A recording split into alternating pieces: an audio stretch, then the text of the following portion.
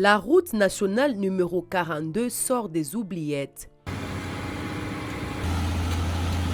Savez-vous que la route qui va de lac Mukamba au Kasaï central à Lusambo, chef-lieu de la province du Sankuru, fait partie des routes nationales de la République démocratique du Congo?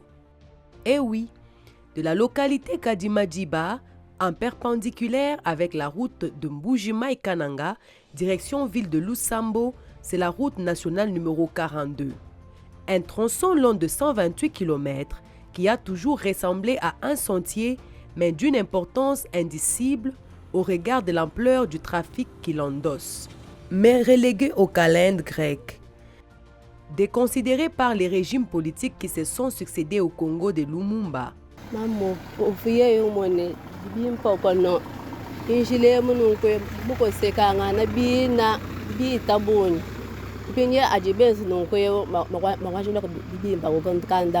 Qui l'eût cru? Il a fallu attendre qu'un véritable enfant du pays prenne le règne de ce continent au sein d'un continent, la République démocratique du Congo, pour que le dossier de la route nationale numéro 42 soit retiré des tiroirs et épousseté.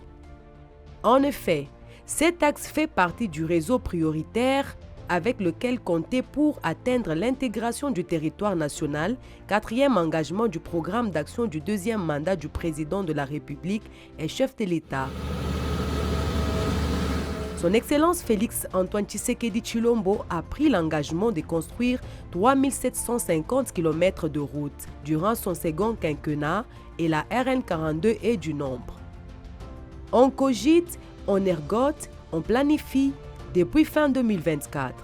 Et aujourd'hui, c'est tout un projet bien ficelé que l'on a en face.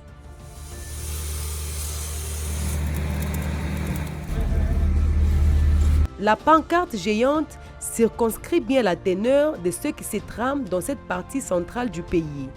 Loin de regard, on peut y lire le projet de réhabilitation de la route Lusambo-Lac-Mukamba en République démocratique du Congo. Ce projet part de l'intersection de la route nationale numéro 1 et de la route nationale numéro 42 depuis le lac Mukamba et s'étend jusqu'à Lusambo, province du Sankuru. Ce projet comprend principalement des travaux d'excavation, la construction des trachées, la construction des petits ponts et la protection des pentes le long de la route.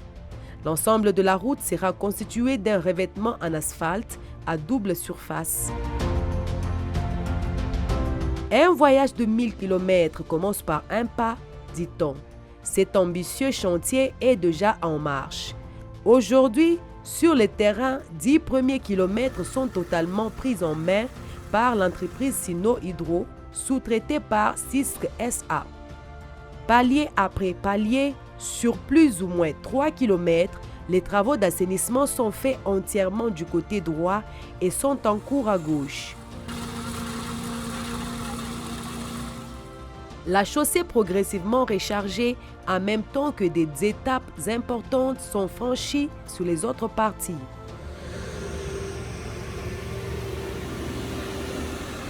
Une assurance pour les usagers, c'est que les travaux ne vont en rien influer sur l'exploitation de la route. Si impact y aura, ce sera plutôt l'amélioration de la fluidité de la circulation. Nous apprécions ce qui est en train de se faire et souhaitons que ça arrive au bout, au lieu que ça reste inachevé. De manière concomitante, à l'image de ce qui se fait sur la route Kananga-Kalamba-Mbuji, une brigade va s'occuper d'assurer la praticabilité sur toute la longueur, soit les 128 km retenus. Pendant que les équipes d'architectes progressent au rythme normal avec la construction d'une chaussée aux standards internationaux.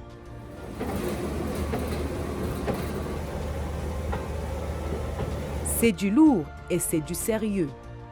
À quelques encablures du chantier à Bakwamai, en territoire de Djimbelenge, est aménagée une carrière avec une usine de concassage en cours d'installation sur l'une des berges du lac Foix. Un dispositif nécessaire à la livraison en temps record des matériaux appropriés pour la fixation des différents ouvrages.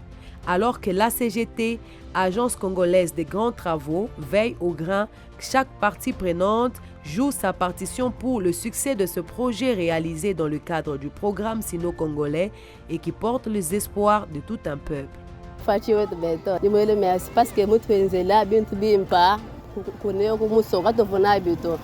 Nous les félicitons et nous souhaitons qu'ils fassent comme ça, que ça se fait comme ça un peu partout, que ça ne se limite pas ici à Limbelenge, que ça aille loin.